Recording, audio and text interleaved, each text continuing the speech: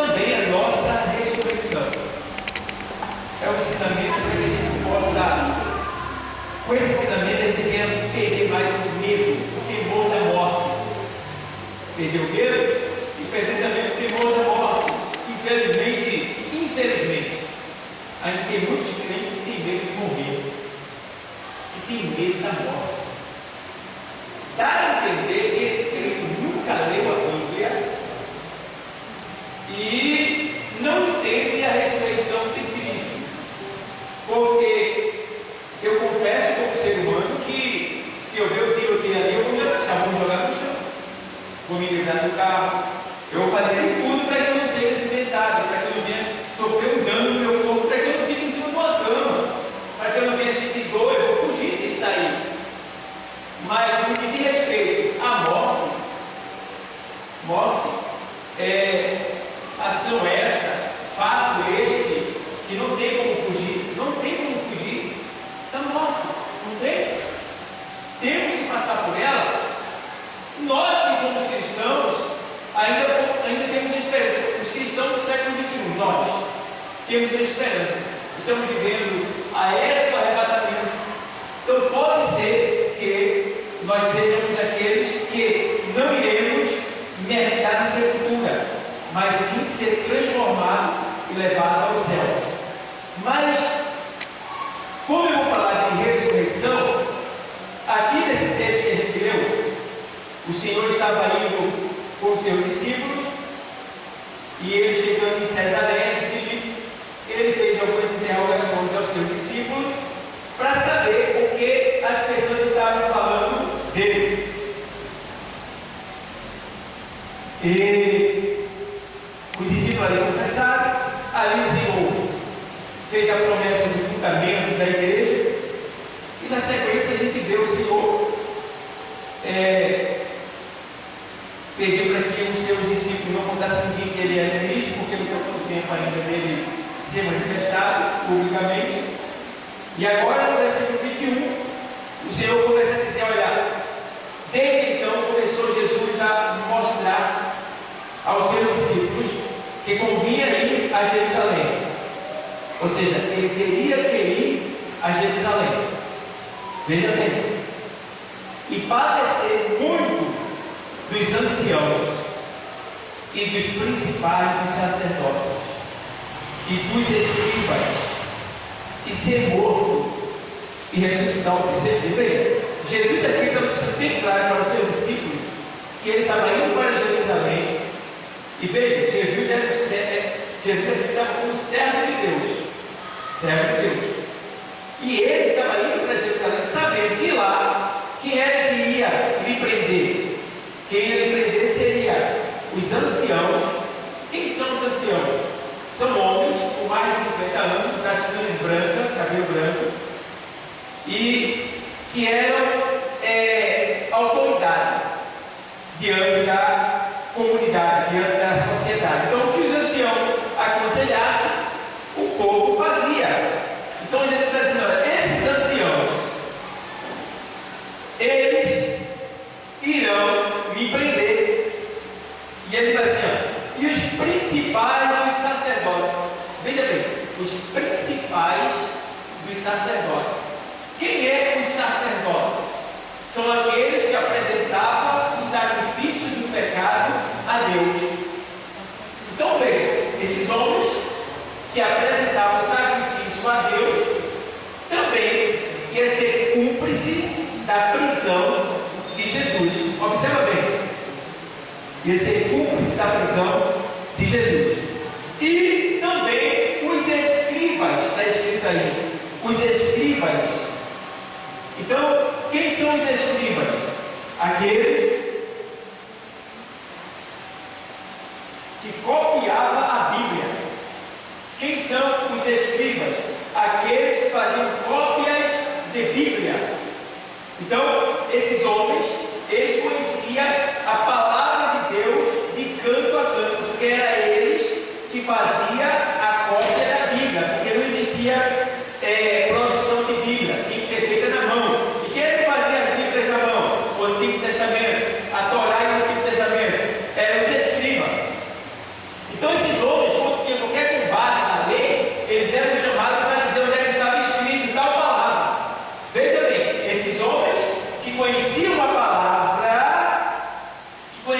uma lei que, sabendo a promessa de Deus para Israel, esses homens também serão cúmplices da prisão de Cristo. Olha para aí. Os anciãos, os sacerdotes e os escribas. Perfeito.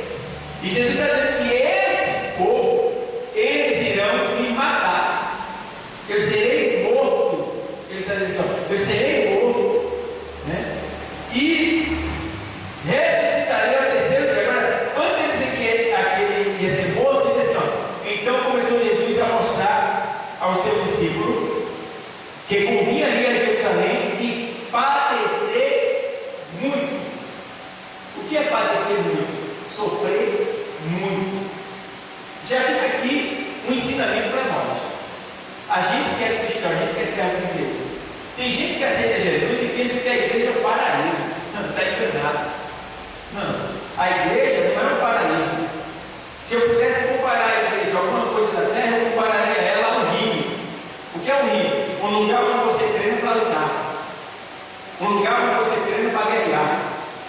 Um lugar onde você treina para vencer a luta. Aqui é uma família. Aqui é a casa do pai e família. Mas a igreja ela é a multiforme sabedoria de Deus.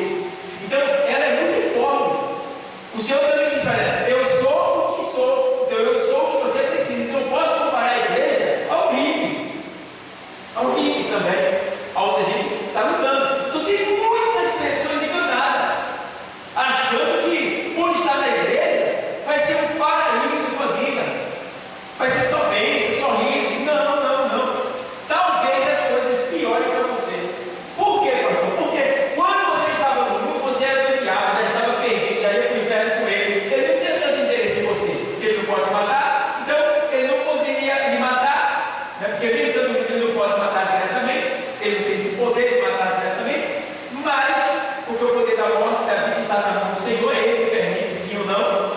Mas a gente já estava no mundo, então o diabo tanto faz como tanto fez, mexer com a gente ou não, já estava perdido. Mas agora a gente está indo para o lugar de onde ele veio, os céus. E aí tu acha que ele vai te deixar em paz? Tá bom, ele não pode nem tocar em você, segundo a Bíblia. Ele não pode nem tocar em mim, ele não pode. Ele não pode colocar pensamento na minha cabeça. Ele não pode tocar em mim. Ele não pode fazer nada contra mim, no sentido físico. Não pode. A não ser que eu decrete. Como assim, pastor? Eu posso estar na igreja e cometer um pecado. Então eu abro uma brecha para que ele abra a minha tarde e consiga me atingir. Certo? Fora disso, a Bíblia diz que quem é de Deus, o maligno não lhe toca. Mas quem é o quê? De Deus. Então vê bem. Então, você quando vir para cá, você não vai ter muitos ataques dele pessoalmente, fisicamente em você. Porque você vai estar sob o poder de Deus. O Espírito Santo vai ter em você. Mas isso não quer dizer que você não vai ser tentado. Isso não quer dizer que você não vai ser incomodado. Isso não quer dizer que você não vai ter problema. Agora, o pior é que o teu problema quando tu veio para cá não é com o mundo, ainda que o mundo vos odeia, diz o Senhor. O mundo vos odeia. Vê só. Mas o Senhor disse que os inimigos do homem serão da sua própria casa. Ou seja, os inimigos estarão dentro da sua casa, estarão dentro de casa. E isso é provável, né? Quando a gente vê a guerra de reino contra reino, que é igreja contra igreja, ministério contra ministério, pessoas cristãs com outras pessoas cristãs, aquela guerra, aquela luta. E o diabo, que não pode entrar aqui, não pode mexer com nada que tem aqui, porque isso aqui é o território do Senhor, é a dimensão do céu na terra. Ele não pode fazer nada nesse lugar aqui, no sentido físico. Ele não pode atacar, não pode fazer nada contra a gente aqui, tá bom? Então, o que acontece? O diabo que não pode nos tocar, ele fica de longe, observando nossos comportamentos, nosso movimento, nossas atitudes, nossas palavras.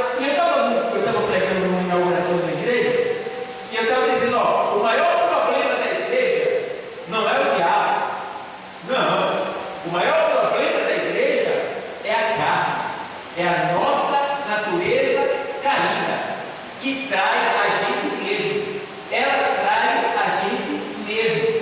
Então entende bem, Jesus estava dizendo aqui que quem ia matar ele, quem ia maltratar ele, quem ia realmente ali fazer com ele, seria o da sua própria casa. Escribas, sacerdotes e anciões. Veja bem, os homens mais experientes do tempo de Jesus seriam eles que iriam matar Jesus. Então, o que acontece? Você pode ser atacado por alguém do seu lado, por alguém que está em cima, por alguém que está embaixo. Você tem que estar preparado, como Jesus esteve. Tem que estar preparado. Então, aqui o Senhor estava preparado. Ele se preparou. E graças a Deus que a gente não vai precisar se preparar tanto como ele se preparou assim, o que não é pecado, a gente deve se preparar ao máximo. Mas aqui ele estava se preparando para se entregar com o sacrifício vivo e também para sofrer no nosso lugar. E aí a gente vê que ele disse o seguinte: mas ao terceiro dia eu ressuscitarei. Aí agora eu venho para a questão da ressurreição. Primeiro que a gente precisa entender o que é ressurreição. Ressurreição é você ressurgir, voltar da morte para a vida. Ressurreição não é reencarnação. A doutrina da reencarnação diz que você morre com um corpo e pode voltar em outro corpo. E tem mais, na doutrina da reencarnação você pode voltar no corpo de homem, no corpo de mulher, no corpo do cachorro, no corpo da galinha, no corpo de um peixe. O tsunami do veterinário doméstico matou mais de 300.000 pessoas, invadiu 12 países, né? É pequeno lá os países. Então invadiu ali. Desde que o tsunami aconteceu, morreu muita gente afogada. Então os indonésios, aqueles pessoal da Ásia ali, eles não comem mais peixe. Eles não comem mais peixe. Porque eles acreditam que seus antepassados reencarnaram nos peixes. E que se eles comerem peixe, eles podem estar comendo seu familiar. Então eles não comem. Veja bem, a doutrina da reencarnação chega a esse ponto. Já a ressurreição é muito diferente. Porque a ressurreição, você não morre para voltar em outro corpo. Você morre e volta no mesmo corpo. Sabe, porém, uma coisa, entende bem? Existe na Bíblia alguns tipos de ressurreição, certo? Existe ressurreição que é de corpo glorioso, e existe ressurreição que é de corpo físico. Por exemplo, vamos ver aqui agora Mateus 27, vamos lá, hoje é estudo bíblico, Mateus 27,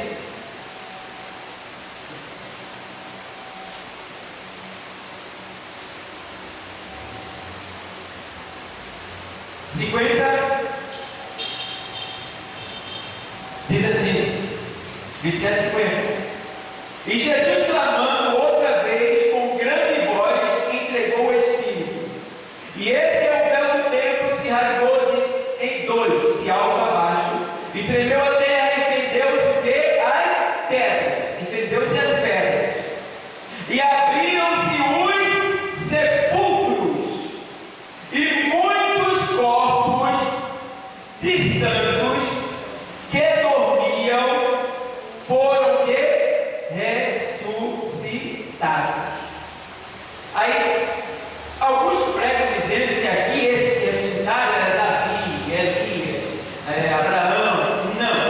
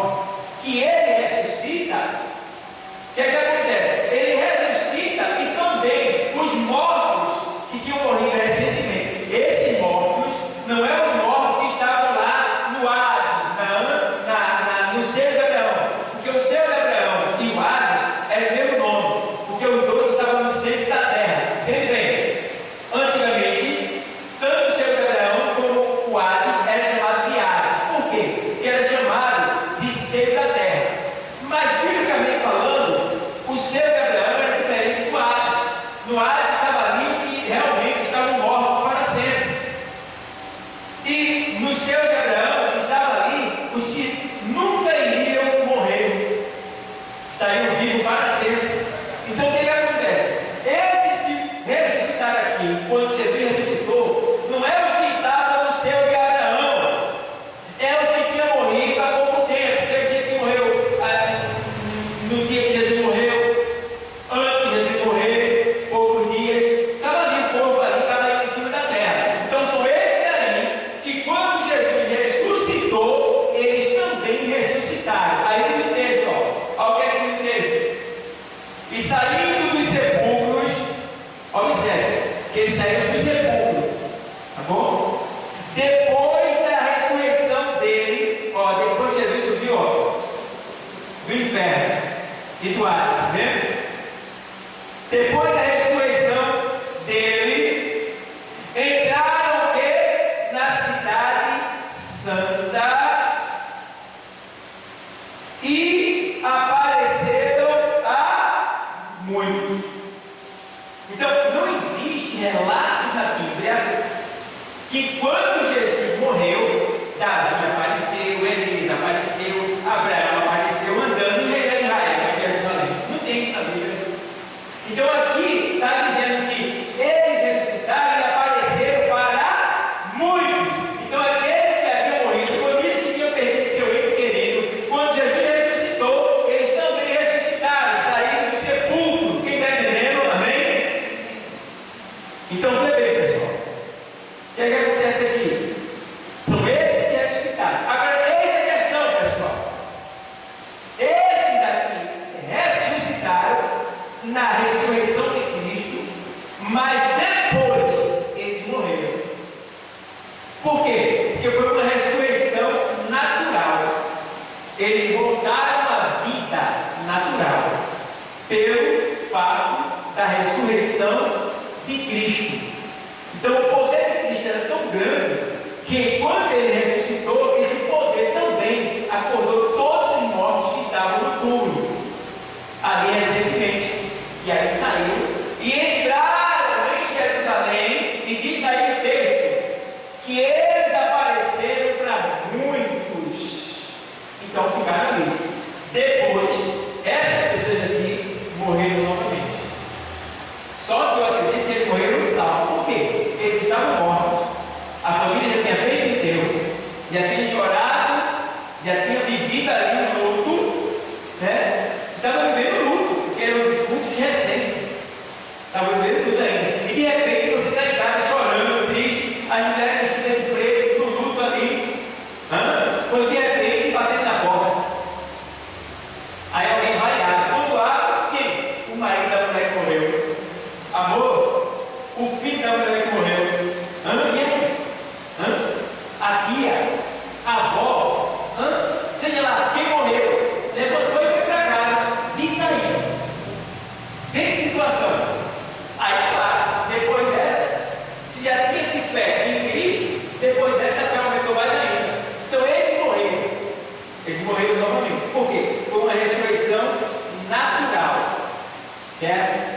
É a ressurreição que você ressuscita, mas morre de novo. Né? Aí, a gente vê também que existe aqui no caso, o Senhor, quando ele ressuscitou, o que é que acontece aqui? Aconteceu aqui dois tipos de ressurreição: a ressurreição de Cristo e a ressurreição dos recém-mortos. Os recém-mortos voltaram nesse mesmo corpo que a gente está, só fizeram despertar, acordar e voltar para a sua família. Mas Cristo, ele ressuscitou num corpo glorioso que nunca mais ele ia morrer. Por quê, pastor?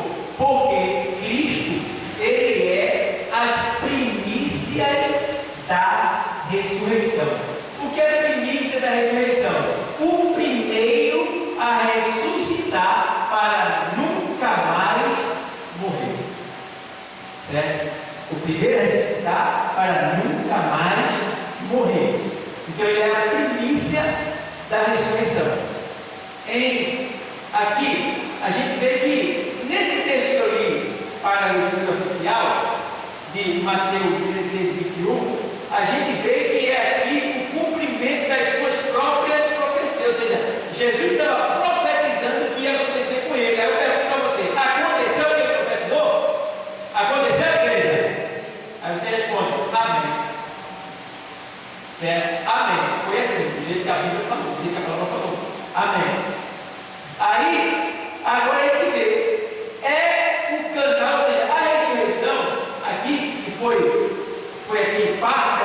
supremacia de Cristo para com Ele mesmo, ao mesmo tempo também a ressurreição do Senhor, ela é o canal da nossa bênção. É por causa da ressurreição que nós somos abençoados. A gente pode ver isso lá em Atos dos Apóstolos 5:31. Vamos para lá?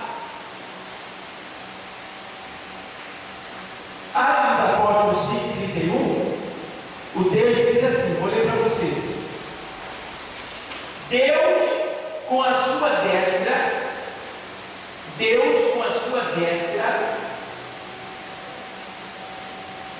o elevou a príncipe e salvador, para dar a Israel o arrependimento e remissão dos pecados. Veja bem, e remissão dos pecados.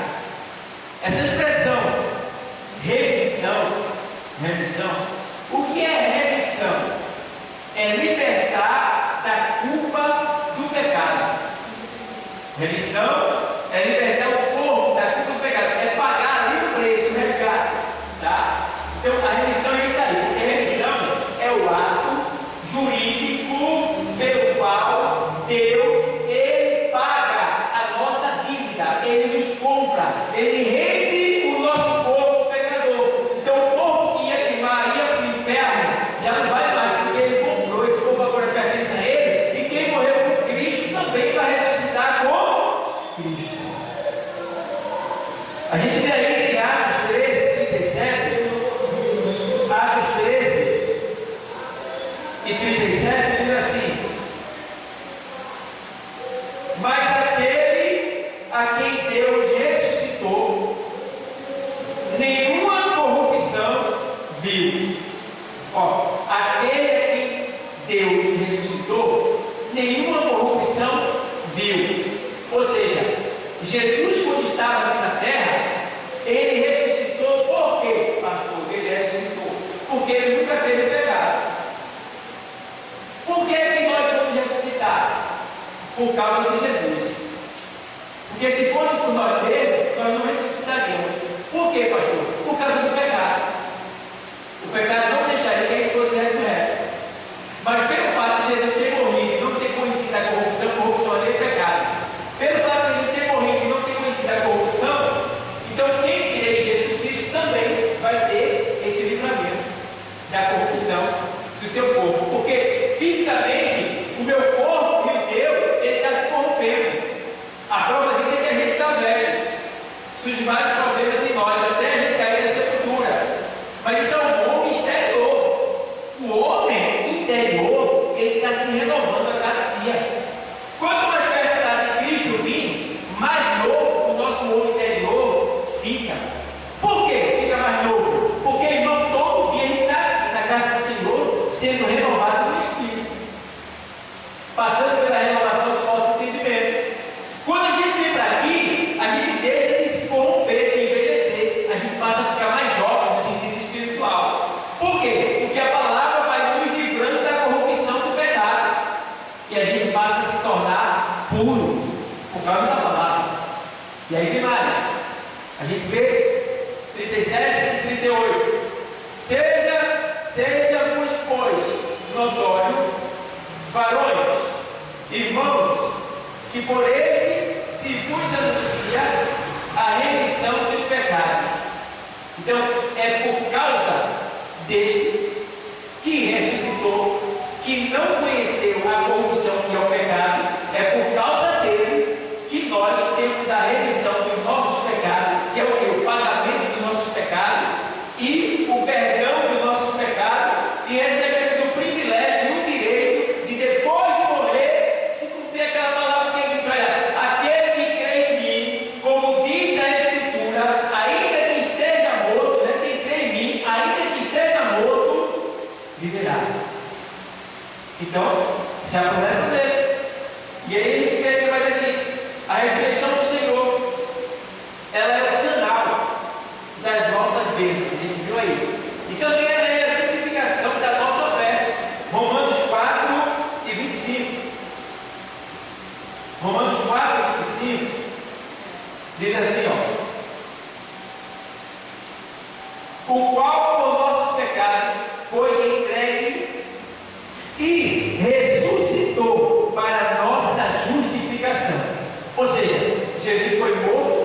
causa de quê? Dos nossos pecados, está dizendo aqui. Ou seja, quem foi que matou Jesus? Foi os nossos pecados. Certo? E aí, ele está dizendo aqui, ó, o qual, por nossos pecados, foi entregue e ressuscitou para a nossa justificação. Então, ele provou que era puro, que era santo, imaculado, foi morto, mas para nos justificar, ele retorna, ressuscitando dos mortos, para nos assegurar, para fortalecer a nossa fé, para deixar bem claro que a gente não está servindo a uma religião, porque, irmão, no budismo, coitado do budista, ele não tem ninguém para buscar. Vê? Coitado dos espíritas, eles não têm, porque o mestre dele não pode dizer, eu venho te buscar para estar comigo. Buda também não pode dizer isso para ninguém. Maomé também não pode dizer que vinha buscar. Entende? Nenhum líder religioso ele teve a ousadia, a coragem de dizer, eu venho buscar você. Mas o nosso mestre, ele disse, ele deixou bem claro, não se turbe o vosso coração. Crede em Deus, crede também em mim. Na casa de meu pai, qual que é o privilégio do crente? Qual é o líder religioso que pode dizer isso? Na casa de meu pai há muitas moradas. Se não fosse assim, ou seja, se não tivesse morada lá, eu já haveria dito para vocês, vou preparar um lugar e voltarei para buscá-los para mim mesmo, para que onde eu estiver, estejais vós também. Esse onde eu estiver, estejais vós também, ele está confirmando o quê? Que a gente vai estar vivendo com ele nos céus. Onde é que ele está agora? Na casa do Pai. Entendeu? Então, ele deixa bem claro aqui que ele foi entregue, morto pelo nosso pecado, mas ressuscitou para a nossa justificação. E aqui em 4:25 de Romanos, ele deixa bem claro isso aí para nós. Ele vê também que a ressurreição de Cristo, nesse texto aqui, está fortalecendo a nossa fé, está fazendo com que a gente acredite, a gente tenha certeza e convicção de que realmente nós estamos no caminho certo. Nós não estamos servindo a um homem, a uma religião, a uma placa denominacional. Não, nós estamos servindo a Deus. Por isso que vale a pena fazer o que a palavra nos manda fazer, porque conforme for, a gente vai receber o que a palavra também promete para nós, por estar fazendo segundo a sua palavra. A ressurreição do Senhor também, ela é o alvo e o propósito de nossa vida. Segunda carta aos Coríntios 5:15.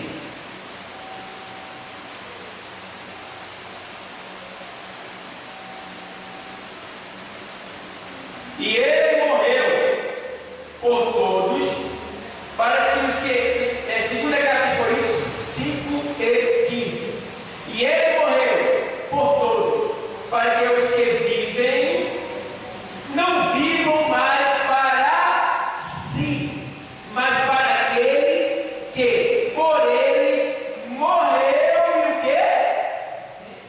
Ressuscitou. Veja bem? Então, observa esse texto, como ele é lindo. Vê bem. E ele morreu por todos, para que os que vivem não vivam mais para si. Veja bem, não vivam mais para si. É aquilo que o Senhor diz lá em João 12:26, quando ele diz assim, se alguém amar a sua vida, perdê-la-á. Mas aquele que perder a sua vida por amor de mim, achá-la-á. Então, quando eu vivo para si, para mim, eu sou aquela pessoa que eu sou livre para fazer o que eu gosto. Eu só faço o que eu quero, quando eu quero, do jeito que eu quero, eu vou para onde eu quero. quem manda em mim sou eu, quem manda em mim. E aí vai. Então eu estou vivendo para mim. Estou vivendo para mim. Mas o texto está dizendo que ele morreu para que nós não vivêssemos mais para nós mesmos, mas que a gente não viva para si, mas para aquele que por ele morreu e ressuscitou. Então aqui o propósito é: a gente deve viver para Cristo, a gente deve viver para Cristo. Alguém pode, alguém vai dizer: poxa, irmão, só souberam da igreja, né? Aí você diga: graças a Deus, quanto mais na igreja tivesse, mais longe do pecado eu vou ficar. Não tem como. Quanto mais na igreja eu estiver, mais longe do pecado eu vou ficar. Porque aí ninguém entra aqui, mas a gente mas a palavra nos corrige. A gente não muda se não quiser. Mas a palavra está aqui o tempo todo, corrigindo a mim e a nós, de modo geral. Então, aqui a gente vê que o Senhor, Ele está dizendo assim, que a gente não pode mais viver para nós mesmos, mas sim para Cristo. E Paulo escreve aos Gálatas 2:20 de Gálatas, ele diz: olha, já estou crucificado com Cristo, e vivo não mais eu, mas Cristo vive em mim. E a vida que agora levo-a na fé do Filho de Deus, que por mim se entregou, e daí vai. Então a gente vê que Paulo está dizendo aqui que ele já não vivia mais para ele. Ele não vivia mais para ele, ele vivia agora para aquele que morreu por ele e ressuscitou. Veja também aos Colossenses 3. Aos Colossenses 3:1. Portanto, se já ressuscitastes com Cristo, buscai as coisas que são de cima, onde Cristo está sentado à destra de Deus. Então, a ressurreição de Cristo, ela foi uma bênção para nós. Ela nos fortaleceu na fé, ela nos justificou, ela é uma bênção para nós, ela é o cumprimento da sua palavra que ele profetizou que ia acontecer, e assim foi. E também aqui está deixando bem claro que a ressurreição dele é para que a gente não viva mais para nós mesmos, mas para aquele que por nós se entregou e morreu em nosso favor. E aqui também a gente aprende que nesse texto aqui, de 3:15 e 3:1 aos Colossenses, se você realmente ressuscitou com Cristo, como Paulo falou, então você não vai mais viver para você. Você vai ser uma pessoa que vai estar inteiramente entregue ao serviço do Senhor. Eu gosto porque a palavra de Deus diz que a palavra santificação quer dizer separado para uso exclusivo de Deus.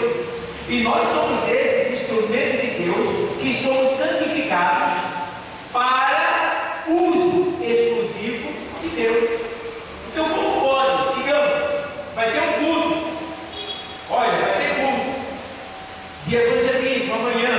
Aí alguém diz assim: se der, eu venho. Se der, eu venho. Está bem vago essa palavra aí. Tem que explicar melhor. Se der, eu venho. O que é se der, eu venho? Não. Você é santificado. Você é separado. Você é para uso exclusivo de Deus. Então, se Deus está chamando você, é para você vir. Agora, a exceção: pastor, eu não vou poder vir amanhã para o trabalho, porque amanhã, a esta hora, eu ainda não larguei o trabalho. Amanhã, a esta hora, eu vou estar na casa da minha mãe, na casa do meu pai. Amanhã, a esta hora, né, eu vou estar fazendo alguma coisa de força maior. Não vou poder chegar. Então, aí está claro. Deus está ouvindo e o ancião também vai entender. Agora, se der, eu venho. Vou fazer uma forcinha. Não é essa linguagem que a gente usa. Se você é santo, você é separado para uso exclusivo de Deus. Então não tem meio termo. Não tem meio termo. É quando a obra, tal dia, vou adiantar tudo que tiver para estar na obra. Meu marido é indo, já vou falar para ele, já vou ver cá, lindo, vem cá, olha, amanhã vai ter um culto lá na igreja, assim, assim, assim. Começa de tal hora, tá? Começa de 7 e termina de 9h30. Então eu vou estar ali. Se você quiser me encontrar, eu vou estar lá, mas eu vou deixar tudo pronto para você. Vai estar a toalha aqui, o rótulo vai estar cheio de água, o perfume vai estar ali, o café vai estar na garrafa, o pão vai estar assado, a comida vai estar prontinha, você vai se apertar com ela, só botar no prato. Eu vou botar aqui, não botar no prato, mas você vai chegar e vai estar tudo prontinho. Está certo assim, amor? Amém. Agora, o que é que tenho visto ultimamente? Homens que querem dominar as mulheres, ou mulheres que querem dominar os homens. Aí eu pergunto, onde é que está a liberdade? Porque todos têm seu direito. A mulher tem o seu direito e o homem também tem o seu direito. A mulher não pode proibir o homem de nada e nem o homem pode proibir a mulher de nada, desde que ambos se respeitem. Então eu, como homem, como marido, eu tenho a liberdade de ir e vir a hora que eu quiser, mesmo sendo casado. A minha mulher também, ela deve ter essa liberdade de ir e vir. Agora o que ele tem que fazer? Ele tem que respeitar o direito e não abusar desse direito. Por exemplo, eu vou estar em tal lugar e vou chegar, vai terminar lá de tal hora, possivelmente eu estou chegando de tal hora. Hoje em dia também tem celular para quando terminar, avisar. Terminou agora, estou saindo daqui, agora estou chegando aí. Pronto, no extremo, isso é no extremo. Agora, uma mulher casada, ficar com medo de vir à igreja, porque o marido vai bater nela, vai matar ela, isso aí não é vida. Isso é escravidão. Isso é maldição. Então a mulher tem que ter sabedoria para procurar resolver essa situação. Chamar ele na grande, porque muitas vezes os que fazem isso são adúlteros, traidores, que correm com a mulher, e ainda quem tem que a mulher que servir a Deus, que adorar a Deus, que vir à igreja. E aí?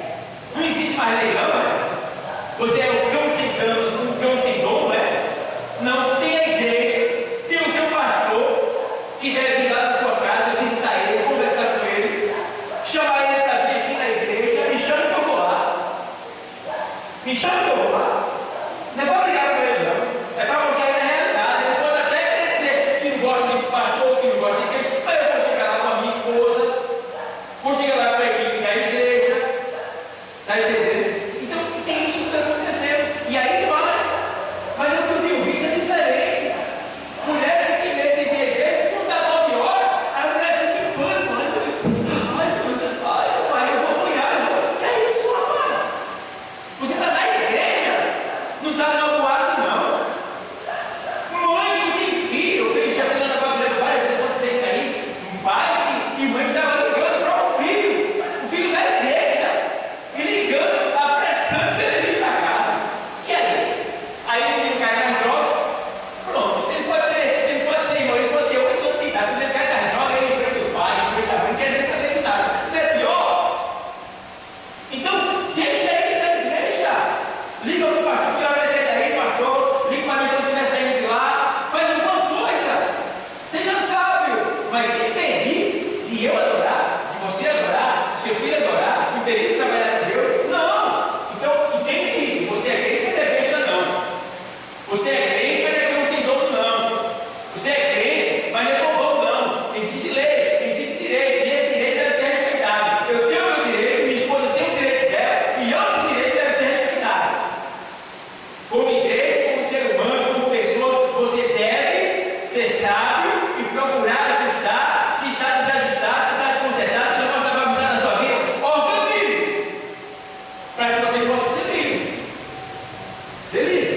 Eu me lembro de uma irmã que ela tinha adorado, acho que ela teve essa igreja, antigamente quando ela era convertida. Ela chegou a vir para cá, se converteu e ficou vindo para cá. Ela pulava a janela, como a gente chama ela prende em casa. Ela saía pela janela e vinha. Ela chegou a vir para aqui algumas vezes, lá no começo da minha fé. Ela chegou a vir para aqui algumas vezes. Vê, pulava, porque eu estava trabalhando, ela pegava vir para a igreja. Com medo. Isso é vida, irmão? Isso é vida, irmão? Isso é amor, irmão?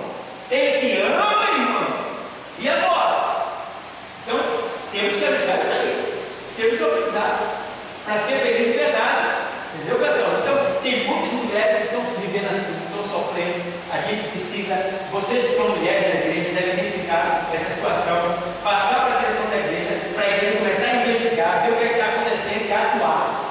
Atuar. Não pode ficar assim, nada. A gente tem que atuar.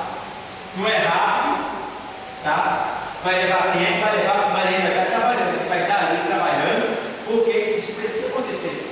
Então, eu tenho visto, pessoal. Então, a gente precisa ter esse cuidado para respeitar, para mostrar que estamos prontos, felizes na presença de Deus, estamos prontos para lhe servir e que a gente não tem que viver para nós mesmos, mas para aquele que morreu e se entregou por nós.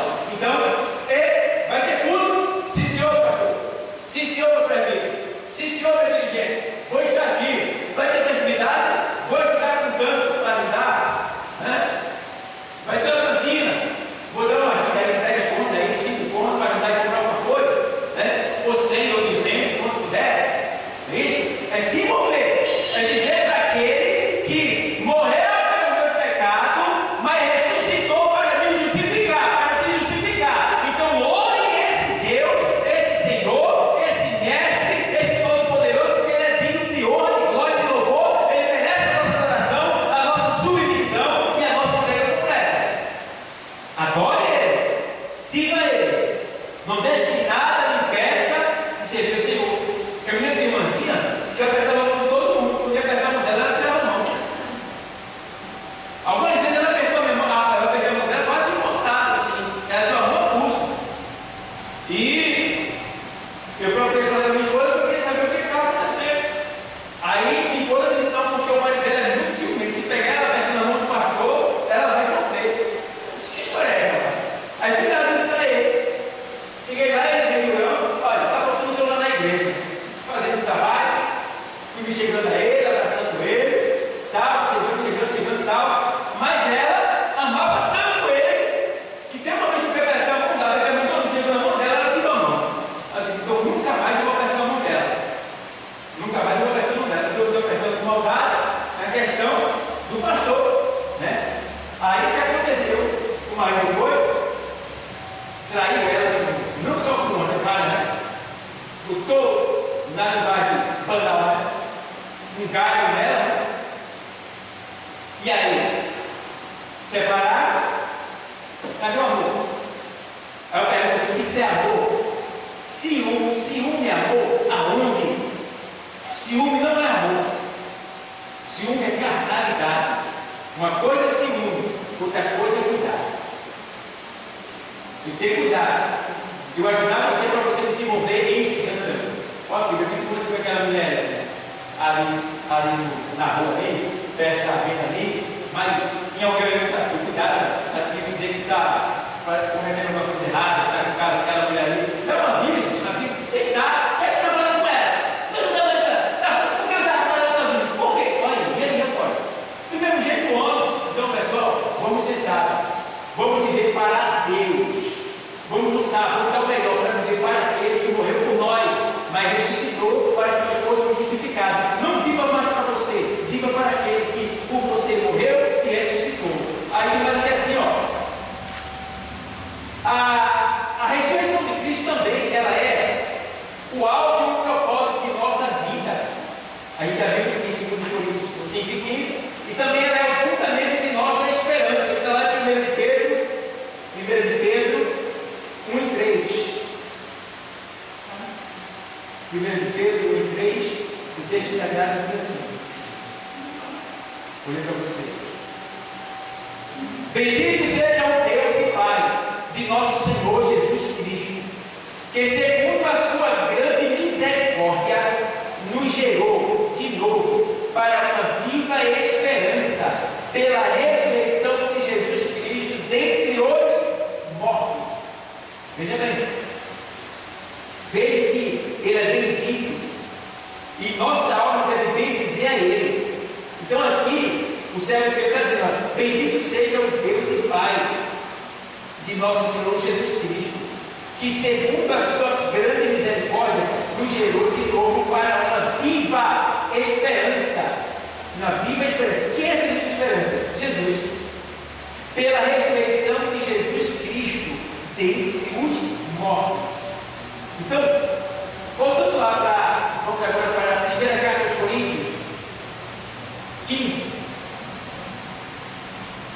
O que eu quero mostrar para vocês aqui nessa carta? Falando de ressurreição. Aí ele falou um pouco da ressurreição de Cristo, que ele ressuscitou para a nossa justificação, para a nossa vida de esperança, para a nossa bênção, né? Para que nós não vivêssemos mais para nós mesmos. E agora eu vou mostrar a ressurreição de cada um de nós. Certo? Você sabia que tem um método chamado criogenia? É lá nos Estados Unidos. Eles acreditam que você morrendo e pagando para ser congelado, daqui a 100 anos você pode ressuscitar. Veja quanto dinheiro eles estão ganhando. Porque daqui a 100 anos quem deu isso está morto, né? Não vai ter que dar satisfação de nada.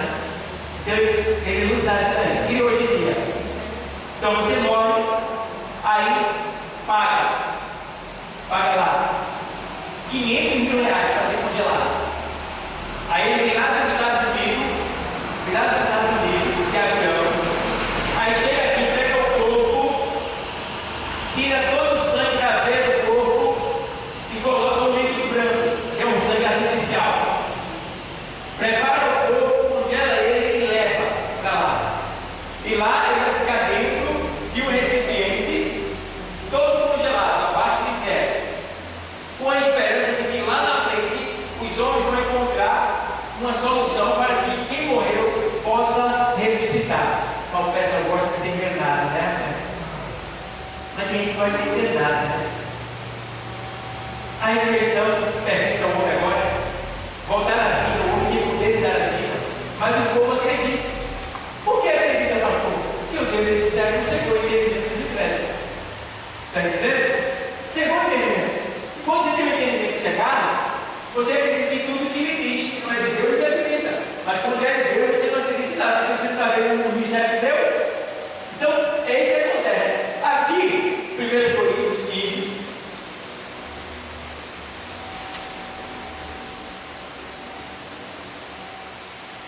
versículo 45. 1 Coríntios 15, 45.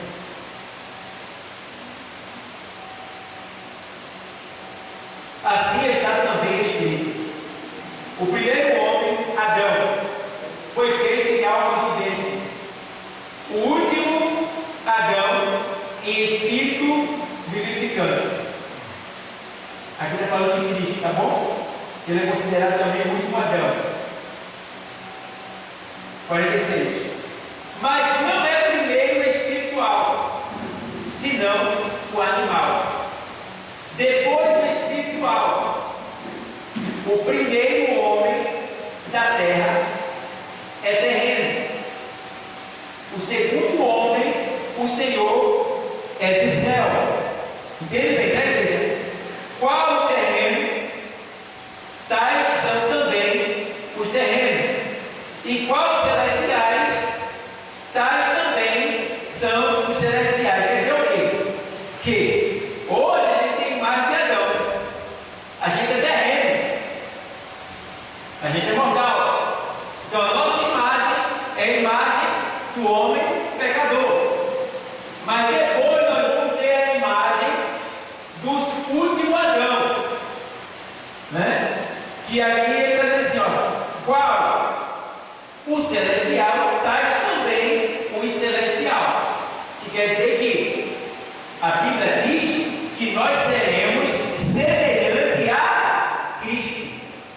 Nosso corpo será semelhante ao corpo de Cristo, tá bom? Então vamos lá. Vamos ver aqui, vai lá.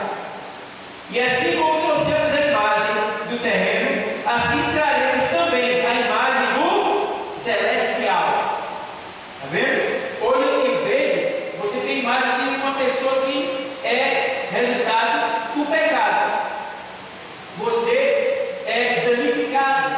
Você sofre as consequências. Nós sofremos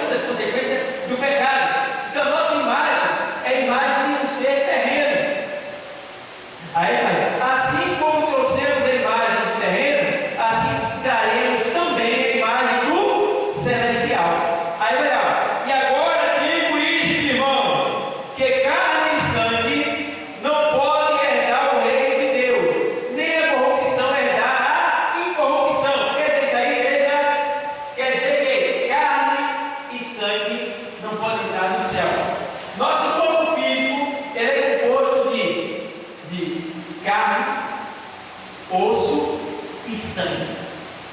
Carne, osso e sangue. Então, o que é o sangue? O sangue é a morada da alma. A alma mora no sangue. Bom, vê bem. Quando a gente morre, a alma sai. Morreu, não tem mais sangue. Mas na ressurreição, observa bem, na ressurreição do corpo glorioso, eu não vou precisar, você também não vai precisar de sangue. Não vai precisar de sangue. Por quê? Porque o sangue é a morada da alma e a nossa alma vai estar em Cristo. Aí pode pensar isso agora. Vamos ver lá, Lucas 24, 39.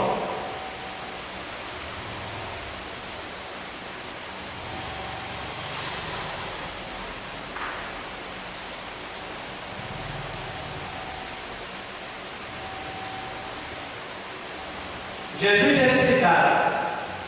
O que é que ele faz? Ele aparece aos seus discípulos. E aí agora, Tomé estava lá, ele disse que não acreditava, só se tocasse nele. Aí o que é que ele faz?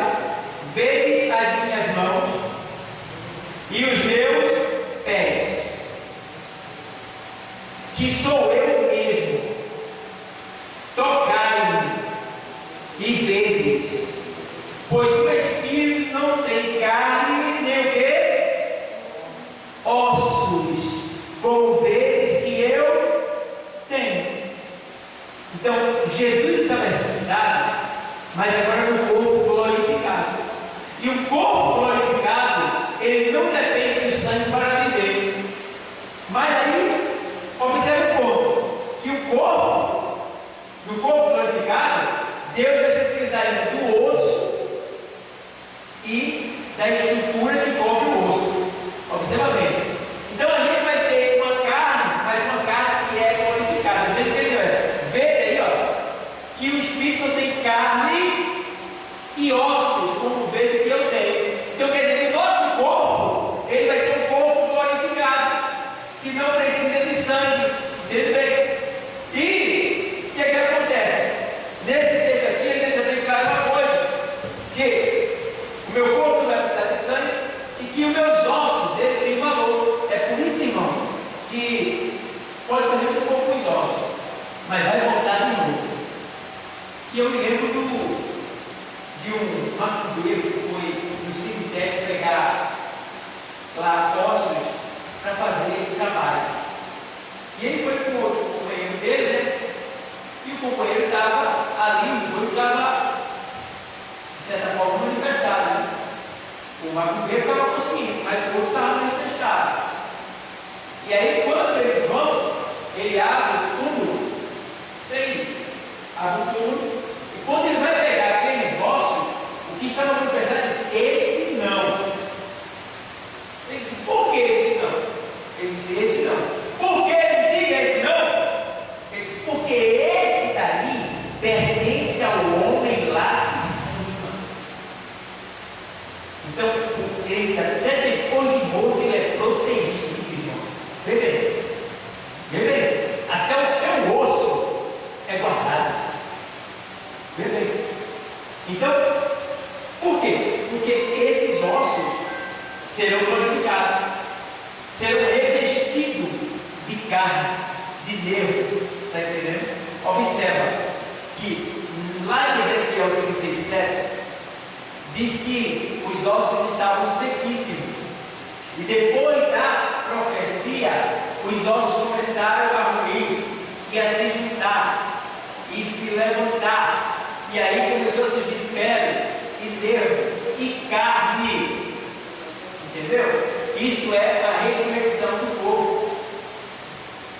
O vale, que é o mundo, está cheio de ossos secos.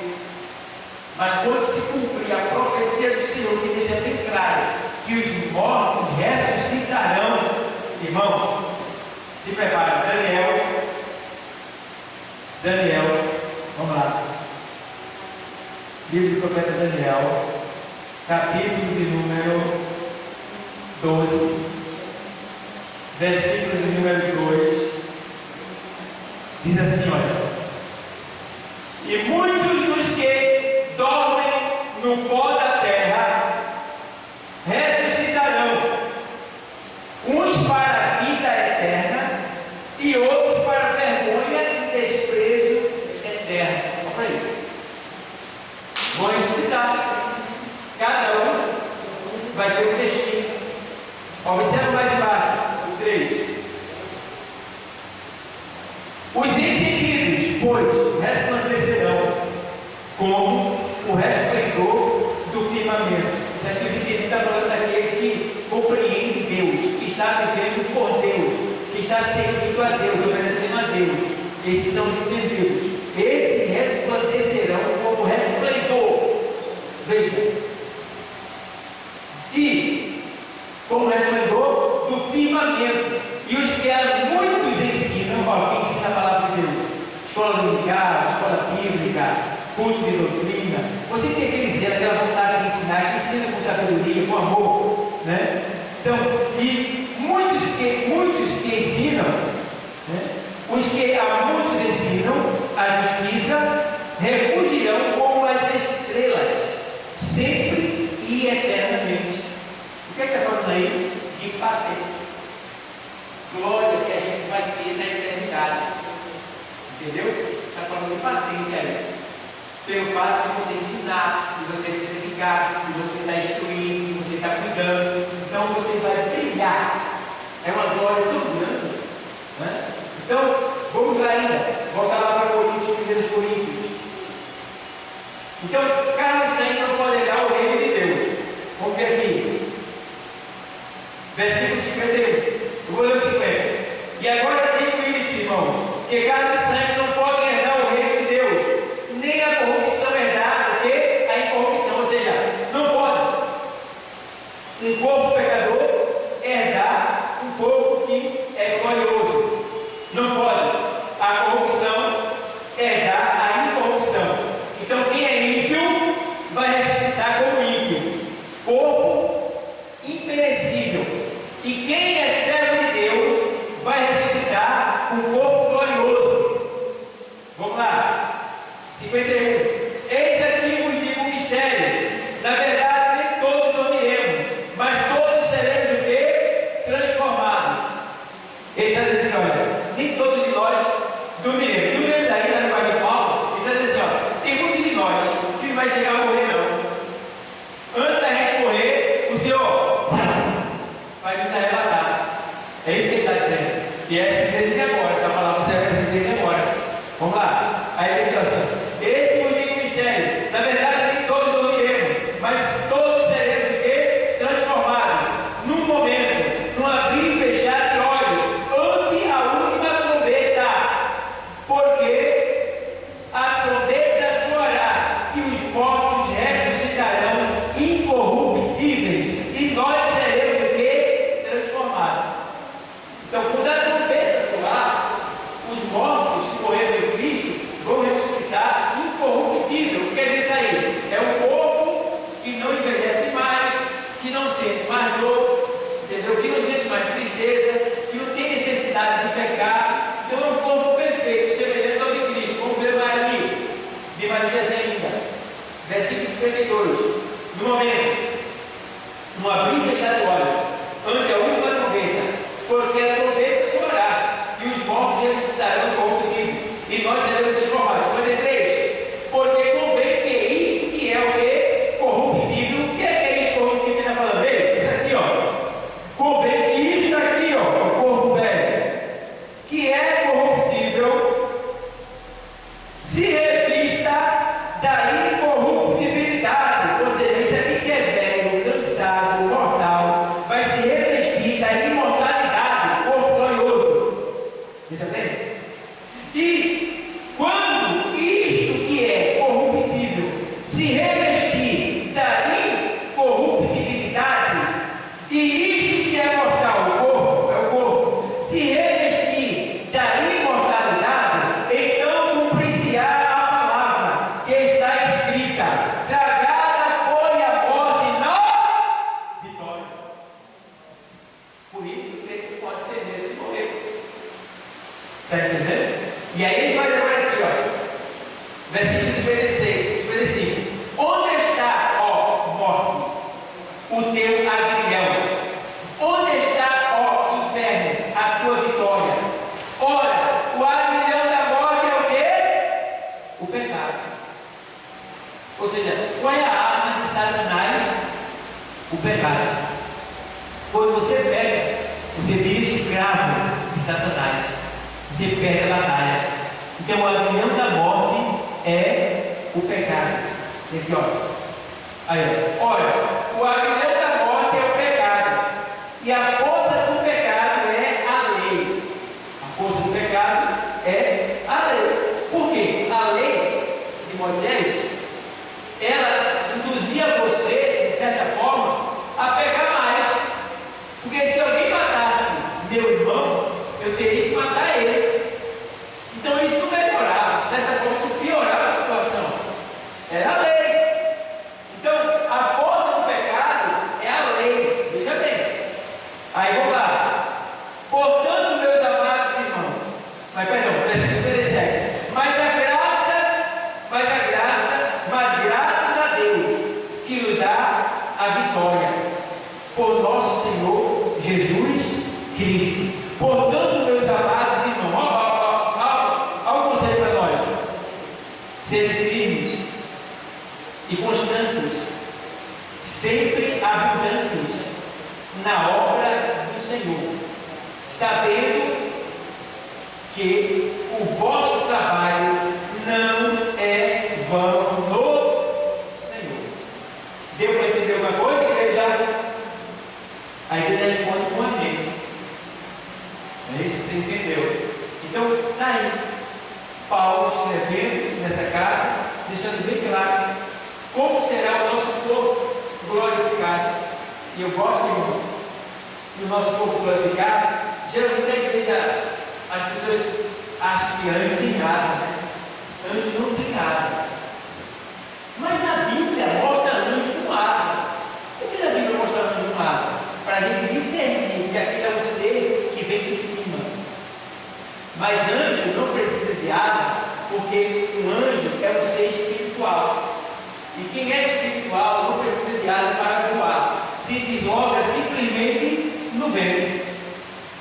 Basta pensar. Então, entende bem. Quando mostra anjo com asa, não é que eles têm asa. Tá bom? E quando você vê Deus vindo com os anjos na terra para falar com Abraão, para falar com Gideão, para falar com Sansão, você não vê nenhum anjo com asa. Você vê homens. Entendeu? Porque ali já estava frente a frente com os homens. E ali eles se identificavam. Mas quando é mostrando na Bíblia, ou através de visão, você vê anjo com asa. Por quê? Para você saber que aquele ser não é um ser terreno, é um ser que vem de cima. Entendeu? Então aqui a gente vê que um dia nós seremos semelhantes aos anjos. Seremos semelhantes a Cristo. Teremos um corpo glorificado depois da nossa ressurreição. Porque Cristo morreu e ressuscitou, para que por Ele também nós ressuscitássemos e aonde Ele estiver, estejamos vós também. Amém, igreja? Que Deus nos abençoe.